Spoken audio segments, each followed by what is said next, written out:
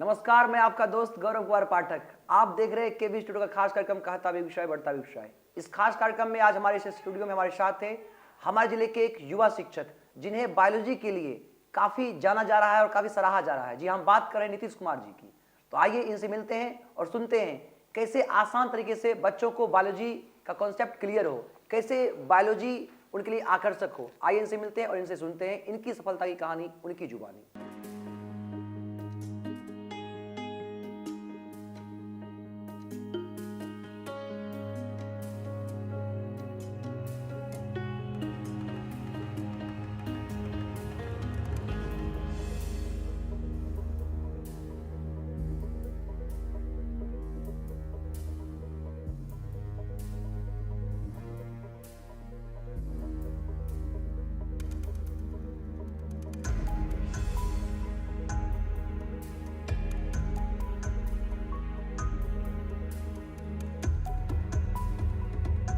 सर्वप्रथम हमारे स्टूडियो में आप आए हैं, आपका बहुत बहुत आभार, बहुत बहुत स्वागत है आपका।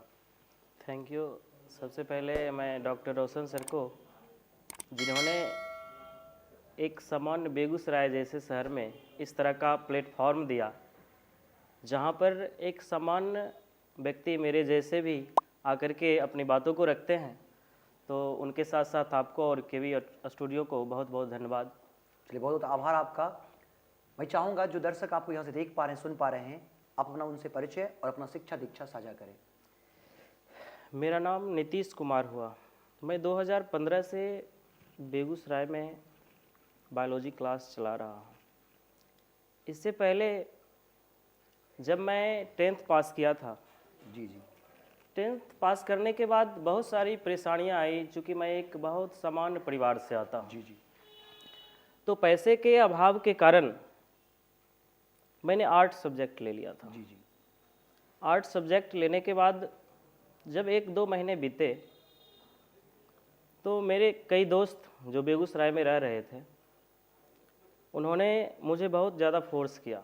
जी जी, और फोर्स करने के बाद यहाँ बुलाया, जी जी, और तब किसी तरह से मैंने गार्जियन को मोटिवेट किया और यहाँ आया। यहाँ आने के बाद मैं इस व्यू से आया था कि कंप्यूटर सीख लूँगा और कंप्यूटर सीखने के बाद कुछ न कुछ करूँगा।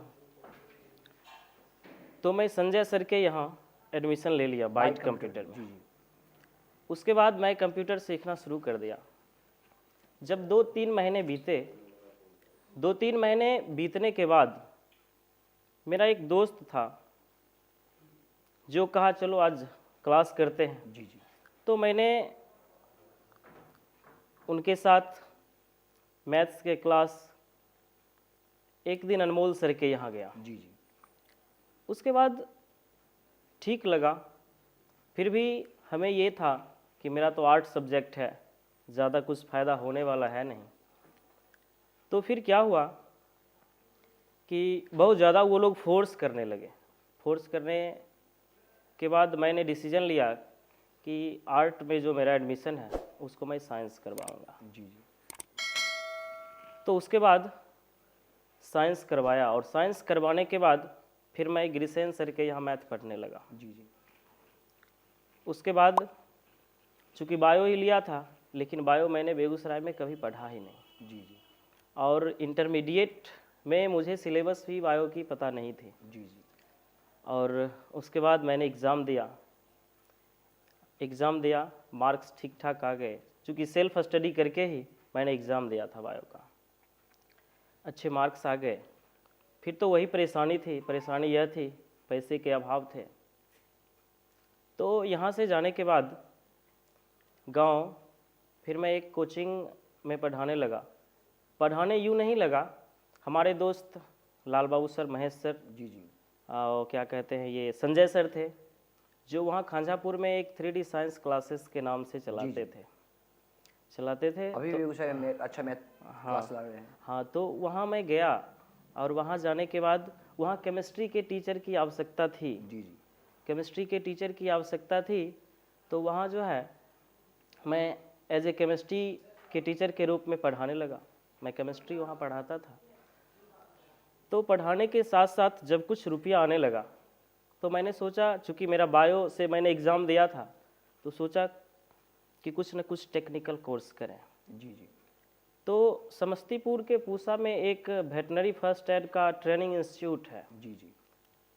जहां मैंने एक certificate course PVFA and I veterinary का फर्स्ट एड का सर्टिफिकेट कोर्स है, वह कोर्स किया। और वहां जाने के साथ जब मैं वहां गया तो फिर किसी भी टेक्निकल कोर्स जो बायो से रिलेटेड होते हैं, वहाँ जब आप एडमिशन लेते हैं तो होता क्या है कि वहाँ हर एक जो, जैसे मेरा सब्जेक्ट था बायो, तो उसके बारे में बताया जाता है। जी जी। वहाँ से बहुत ज़्यादा मुझे ये लगा, रुझान आने लगा।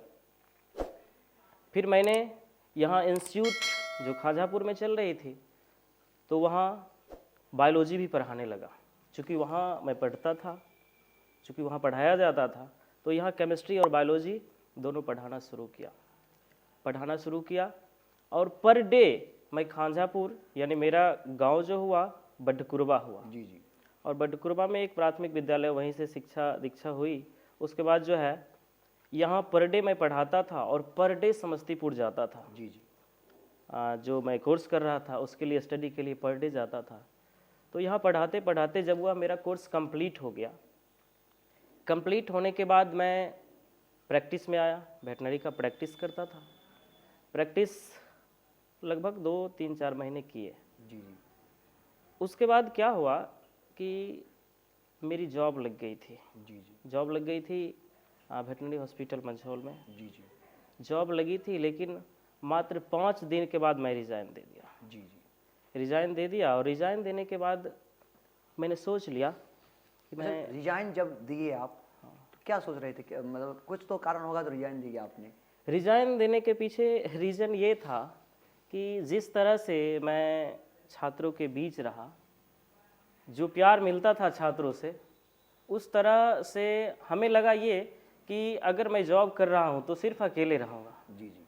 और अपने लिए कर पाऊंगा। अपने लिए ही कर पाऊँगा, और बाकी जो मैं मैं पढ़ाता पढ़ा रहा हूँ, जी, जी। हूँ पढ़ा रहा हूँ तो छात्रों के बीच हूँ, सबके लिए हूँ। और बहुत एक बड़ा समाज जाएगा, एक मतलब बड़ा नहीं, समाज आगे बढ़ेगा। जी, बिल्कुल। ठीक है। और सबसे बड़ी बात ये थी कि अभी भी, अब तो नहीं कह सकते हैं, लेकिन जिस समय, और सबसे बड़ी बात होती क्या है कि जब आप गांव में 10th करते हो, ठीक है, अब हालांकि यह बात है नहीं, लेकिन हम लोग के समय में ऐसा होता था कि सबसे पहले तो जो बच्चे 10th में अच्छे मार्क्स आ जाते हैं, वो सोचते हैं कि मैं मैथ से पढ़ूँ। जी जी। सबसे बड़ा यहाँ पर ये होता है कि मैथ से पढ़ूँ, मैं पढ़ने में बहुत ज़्यादा तेज़ हूँ, मैथ से पढ़ूँ। और जो छात्र बायो लेते हैं, उनको वो छात्र जो है थोड़ा नीच नज़र से देखने का काम करते थे। हम लोग के समय में यह था, ठीक है। तो अब तो बहुत कम है, लेकिन था, अब तो कंपलसरी हो गया कि कंपलसरी हो गया कि मैथ भी आप पढ़ना, मैथ भी बायोलॉजी पढ़ें तो एडिशनल बायो रख सकते हैं, मेन 6 बायो भी पेपर तो रखें तो एग्जाम देना ही एडिशनल। है। हाँ। अच्छा, हम आपसे एक जानना चाहेंगे कि आपने बेगूसराय में जो टीचिंग शुरू किया, ये कब से शुरू किया और बेगूसराय को ही क्यों चुना? बेगूसराय आने के पीछे मेरा था ये कि जब मैं वहाँ पढ़ा रहा था, पढ़ाते सबसे पहले तो मैं वहाँ जो है प्रैक्टिस बंद कर दिया था। और पढ़ाते पढ़ाते फिर लाल बाबू सर बोले कि बेगूसराय जो शहर है, एक अच्छे टीचर की आवश्यकता है यहाँ बायो की, ठीक है। और 2015 में 2 अक्टूबर को मैं यहाँ कोचिंग स्टार्ट किया। जी जी। 2015 में स्टार्ट किया था और 2015 से लगातार अभी तक हूँ बेगूसराय में, ठीक है। और सबसे बड़ी बात होती थी क्या, जिस समय मैं आया था उस समय भी बहुत ज़्यादा बच्चे बायो लेते नहीं थे। बहुत बहुत आभार सर आपका। मैं बायोलॉजी के ब्रांच के संदर्भ में और करियर में इसका क्या यूज है, इसको लेकर आपसे जानना चाहूँगा। देखिए, ब्रांच की बात अगर करते हैं तो बायोलॉजी में अपार संभावनाएं हैं, अपार ब्रांच हैं, ठीक है। और करियर, सबसे बड़ी बात ऐसा नहीं होता एक्चुअली।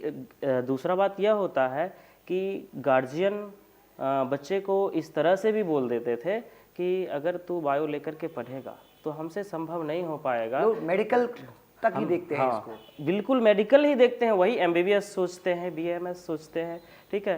तो मतलब गार्जियन ये सोचते थे कि हमसे यह संभव नहीं हो सकेगा, लेकिन वैसी कुछ बातें नहीं है। बायोलॉजी में क्या कहते हैं, ब्रांच की बात करते हैं तो बहुत ज़्यादा ब्रांच है। जैसे पैरामेडिकल के कोर्सेस हो गए, पैरामेडिकल के कोर्सेस में बहुत सारे कोर्सेस हैं, ठीक है। उसके बाद नर्सिंग के कोर्सेस में बहुत सारे कोर्सेस हैं, एग्रीकल्चर में बहुत सारे ये हैं, ठीक है। तो इसकी संभावनाएं अपार है, और जहाँ हम हैं वहाँ बायो है तभी हम हैं। अच्छा, बायोलॉजी को लेकर बच्चों में जो आकर्षण कम देखा जाता है, इसका क्या कारण है?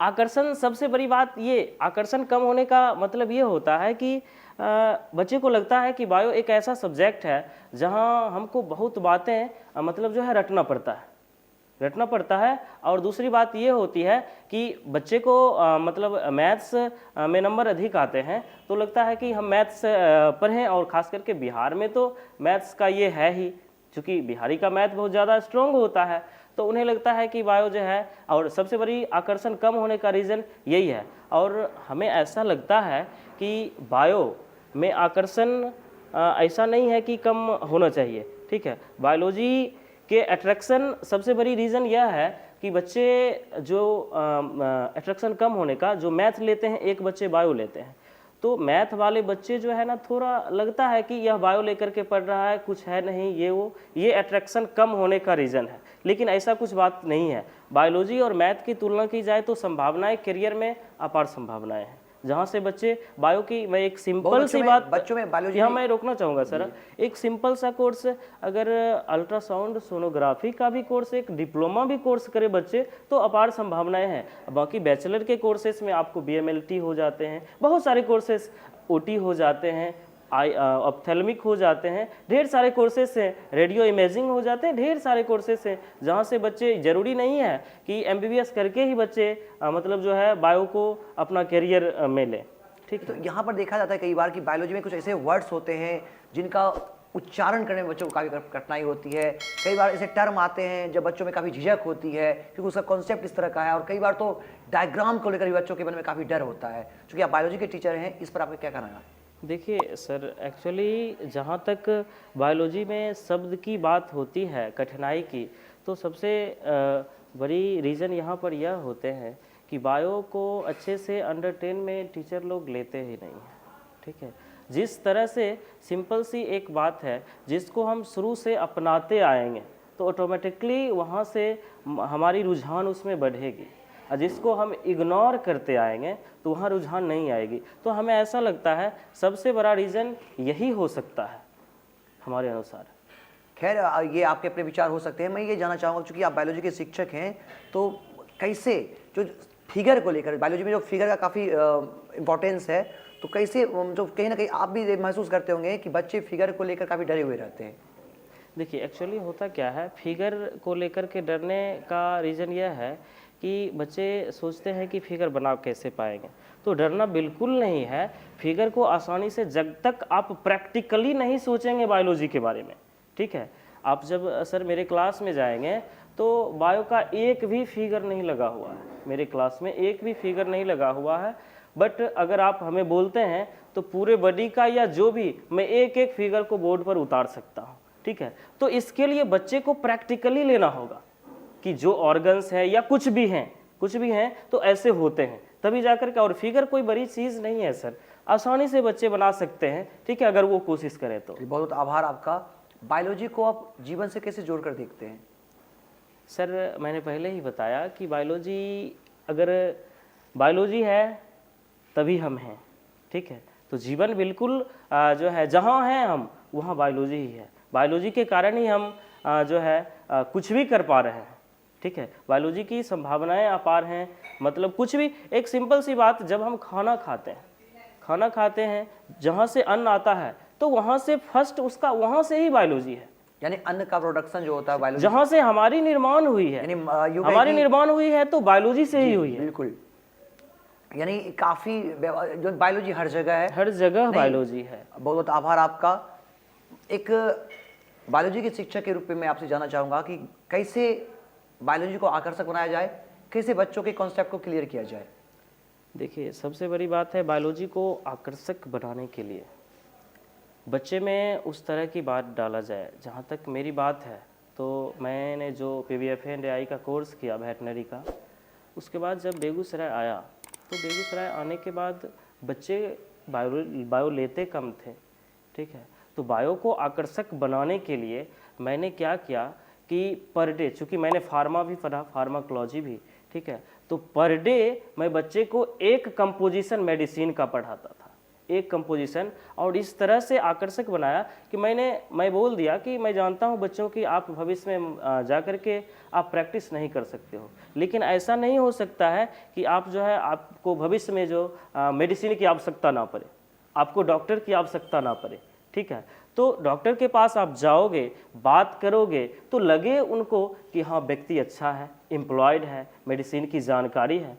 तो इसलिए तो इस तरह से मैंने बायो को आकर्षक बनाते बनाते आज बच्चे जो भी हैं बच्चे की वजह से हैं। अच्छा, एक शिक्षक के रूप में आज की जो शिक्षा है उसकी जो गुणवत्ता में गिरावट आई है, इस पर आप क्या कहना चाहेंगे?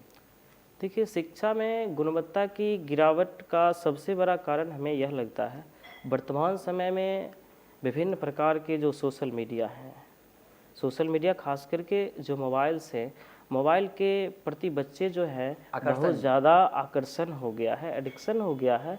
और जब तक जरूरी ये नहीं, अभी बच्चे क्या कर रहे हैं, मोबाइल का मिसयूज कर रहे हैं। अगर यही यूज करें तो गिरावट नहीं आएगी। दूसरी बात यह है गिरावट होने का रीजंस कि बच्चे जो हैं, ठीक है, बच्चे के साथ साथ इसके पीछे कुछ शिक्षक भी जिम्मेवार हैं, ठीक है। और मैं मानता हूं कि एक दीपक दूसरे दीपक को तभी प्रतिज्वलित करेगा जब वह खुद जलेगा। जी जी, ठीक है। तो कहीं ना कहीं नए जो समर्पण की जो भावना हो, बिल्कुल बिल्कुल, और 100% हमको लगता है कोई भी काम हम करें, बच्चे को भी और शिक्षक को भी, कोई भी काम करें तो अपने अनुसार उस काम को 100% करें। बहुत बहुत आभार आपका। छात्र को एक शिक्षक के रूप में आप क्या संदेश देना चाहेंगे? छात्रों को मेरा संदेश यह रहेगा सर कि वर्तमान समय में खास करके जो अभी 12th के एग्ज़ाम देने वाले छात्र हैं, तो उनके लिए मेरा संदेश यह है कि अभी वर्तमान समय में वह ज़्यादा कुछ नया चीज़ ना पढ़ें। जी जी, जहाँ पढ़े हैं, चाहे मेरे यहाँ पढ़े हैं या कहीं भी पढ़े हैं, जिस टॉपिक को सर ने पढ़ाया है, ठीक है, उसी टॉपिक को देखें। और ख़ास करके अभी इस जो कोरोना का समय चल रहा था, इस कोरोना के समय में जो क्वेश्चन बैंक वगैरह है उसी को देखें। बिहार बोर्ड जब ये कर सकता है सर कि क्वेश्चन की संख्या जो है वो बढ़ा सकती है, तो मैं मानता हूँ कि शायद इस बार क्वेश्चंस जो है क्वेश्चन बैंक से ही दें। और कोरोना से रिलेटेड, मैं बायो का शिक्षक हूँ तो हमें लगता है कि कोरोना से रिलेटेड भी क्वेश्चंस आ सकता है। बहुत बहुत आभार आपका। इसके इतर भी मैं चाहूँगा कि कैसे बच्चों का लगाव शिक्षा से हो, कैसे वो, चूँकि आप एक छात्र भी रहे हैं, आप एक शिक्षक भी हैं, कैसे शिक्षा को वो बेहतर बना पाए, इसके लिए भी मैं चाहूँगा छात्रों को कुछ बताएं। देखिए, सबसे पहले छात्रों को अपने बेहतर बनाने के लिए, शिक्षा को बेहतर बनाने के लिए सबसे पहले अपनी काबिलियत को पहचानना होगा कि हम क्या कर सकते हैं, ठीक है। जब तक वो ये नहीं पहचानेंगे, जब तक दूसरे के कहे हुए बातों पर चलेंगे। दूसरे का कहे हुए बातों का मतलब यहाँ पर यह हो जाता है सर कि मैंने बोला कि ये कर लो, छात्र करना शुरू कर दिए। दूसरा ने बोला ये कर लो, छात्र करना शुरू कर दिए। तब तक, और ख़ास करके किसी भी मतलब छात्र को लगेगा कि जब तक शिक्षा का बुनियादी मकसद सिर्फ जो है कोई क्लास ही पास करना चाहे, इंटरमीडिएट हो, 10th हो, ग्रेजुएशन हो, क्लास ही पास करना, तब तक हमारे देश में सर कामयाबी नहीं पैदा हो सकती है, सिर्फ बेरोजगारी पैदा हो सकती है। हमें ऐसा लगता है जब तक सिर्फ छात्र यही सोचे कि सिर्फ हमें क्लास पास करना है, तो सबसे पहले लाइफ में एक एम होना जरूरी है। कहीं ना कहीं डिग्रियां जुड़ाने से कुछ नहीं होगा, कुछ नहीं आपको होगा, स्किल डेवलप करना पड़ेगा। बिल्कुल चलिए, बहुत बहुत आभार आपका। एक शिक्षक के रूप में अपने छात्रों के साथ साथ जो भी हमारे दर्शक यहाँ से देख रहे हैं या जो भी छात्र यहाँ से देख रहे हैं, उनके पेरेंट्स से आप क्या अपील करना चाहेंगे? सबसे पहले पेरेंट्स से मेरा यह कहना है कि सबसे पहले आप अपने बच्चे के साथ कुछ न कुछ उम्मीद रखते हैं, तो उस उम्मीद पर बच्चा कैसे खरा कैसे उतरेगा, तो सबसे पहले बच्चे की काबिलियत को पहचाने कि मेरा बच्चा क्या कर सकता। आप किसी भी प्रकार का एम, आपका जो एम है वह अपने बच्चे पर नहीं थोपें। बच्चे क्या करना चाहते हैं वह जाने और उसमें उसका सपोर्ट करें, ठीक है। बिल्कुल जो है बच्चा आपके उम्मीद पर खरा उतरने का काम करेगा। चलिए, बहुत बहुत आभार आपका। आपने छात्रों को भी संदेश दिया, आपने अभिभावकों से भी अपील की। मैं चाहूँगा, चूँकि शिक्षक ही राष्ट्र निर्माता हैं और वो बच्चों का मूर्त रूप, उन्हें साकार रूप देते हैं, तो जो शिक्षक भाई यहाँ से आपको देख रहे होंगे, मैं उनसे भी चाहूँगा आप अपने उनसे विचार साझा करें। मैं शिक्षकों को यही कहूँगा सर, अभी जस्ट कुछ देर पहले मैंने आपको कहा था कि एक दीपक दूसरे दीपक को तभी प्रज्वलित करेगा जब वह खुद जलेगा। तो मैं कहूँगा कि समय के साथ साथ अपडेट रहें, ठीक है। बिल्कुल जो है आपके बच्चे सफल होंगे। बाकी तो सारा बात मैं बता ही चुका हूँ शिक्षकों को। जी, बहुत बहुत आभार आपका। आप एक युवा हैं और हमारे समाज में युवा की बहुत बड़ी महती भूमिका है। भारत युवाओं का देश है, तो एक युवा होने के नाते, एक युवा शिक्षक होने के नाते आप हमारे समाज के युवा को क्या संदेश देना चाहेंगे? युवा के लिए मेरा संदेश यह रहेगा कि कहीं ना कहीं सबसे पहले हम लोगों को पता है कि युवा राष्ट्र का निर्माता होता है, राष्ट्र की उम्मीद होती है युवाओं पर। तो युवा सबसे पहले अपने काबिलियत को पहचाने कि मैं क्या कर सकता हूँ, ठीक है। कम से कम आप देश के लिए नहीं कर सकते हैं, राज्य के लिए नहीं कर सकते हैं, तो अपने परिवार के लिए भी तो कर सकते हैं। और पूरे परिवार को आप पर उम्मीद रहती है। हम लोगों को पता है कि माँ पिता का कर्ज कोई नहीं चुका पाता है, ठीक है। लेकिन हमें ऐसा लगता है, मेरा सोच यह कहता है कि जिस दिन वही माँ पिता बोले कि मैंने एक सपूत को जन्म दिया है, तो निश्चित रूप से जो है हमको लगता है कि हद तक कर्ज चुक जाता है। किस कंडीशन में बोलेंगे हमारे माँ पिता कि मैंने एक सपूत को जन्म दिया है?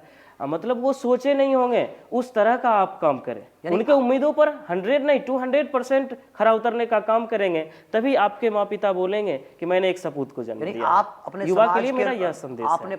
आपका कहना यह है कि आप एक सपूत बनो, अपने माता पिता का अच्छा लड़का बनो और समाज और राष्ट्र में अपना योगदान तो बिल्कुल समाज और राष्ट्र के विकास में अपना योगदान दो। बहुत बहुत आभार आपका कि आज आपने अपना विचार हमारे साथ साझा किया, और निश्चित रूप से ये विचार हम सबों के लिए काफ़ी लाभकारी होंगे। जो भी दर्शक यहाँ से देख पा रहे, सुन पा रहे, उनके लिए भी ये काफ़ी लाभकारी होंगे। चलते चलते मैं आपसे ये जानना चाहूँगा कि आप अपनी सफलता का श्रेय किन्हें देना चाहेंगे? सफलता का श्रेय सबसे पहले तो हमारे माँ पिता हैं, जिन्होंने किसी तरह से हमें पढ़ाया लिखाया, और साथ साथ हमारे कई शिक्षक साथी हैं जिन्होंने मुझे शिक्षक बना दिया। चूँकि आज वह साथी नहीं होते तो मैं शिक्षक नहीं होता, मैं प्रैक्टिस करता। जी जी, ठीक है। तो वह हैं, साथ में मेरी पत्नी है जिन्होंने इस काम के लिए मुझे बहुत सपोर्ट किया। वह 4th ईयर BSc नर्सिंग की स्टूडेंट है, इस बार फाइनल हो रहा। एक बात और मैं बता दूं सर कि मेरा भी एजुकेशन अभी टेक्निकल चल रहा है। मैं ऑलरेडी BSc MLT कर रहा हूं। इसके पीछे मेरा बहुत बड़ा सपना है जो मैं आज अभी कैमरे के सामने नहीं कहना चाहूँगा।